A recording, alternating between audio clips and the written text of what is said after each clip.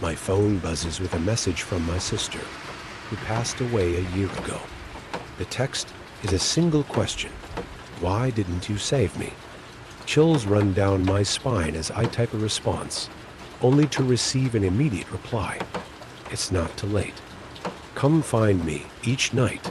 A new message guides me closer to a forgotten part of our childhood town, where secrets buried and truths hidden start to surface, revealing a mystery that I'm not sure I want to solve.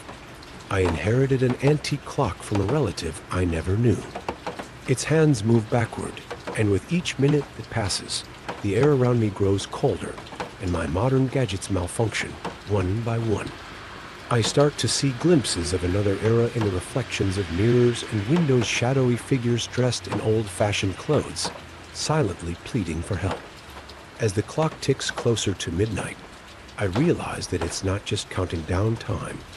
It's counting down to my disappearance into the past. In the attic, I found a painting of a somber forest. Something about it compelled me to hang it in my living room. Soon, I noticed the scenery in the painting changing, trees growing closer, and a figure appearing in the distance. Each day, the figure got closer, and I began to hear rustling and whispers at night, as if the forest were alive inside my home. One evening, the figure was at the forefront of the painting, its eyes meeting mine, and the whispers became a clear message: "You're next." I found an old camera in the attic with one photo left to take. On a whim, I snapped a picture of myself. When the photo developed, I wasn't alone.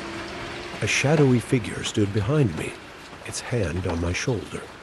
I turned around to an empty room.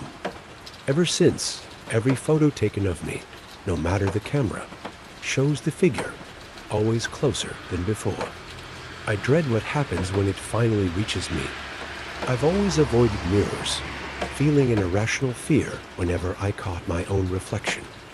One evening, I accidentally glanced into a mirror and saw not my own eyes staring back, but a pair of dark, empty sockets.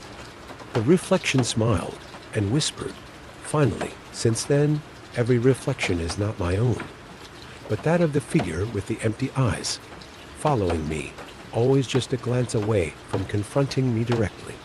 Driving home late one night, I saw a woman standing by the roadside, her thumb outstretched. Feeling sorry for her, I stopped. She got in without a word. Glancing in the rearview mirror, I realized she had no reflection. When I looked back, the back seat was empty. I drove faster, eager to reach the safety of my home, but every turn took me back to the same stretch of road, where she stood waiting, over and over again.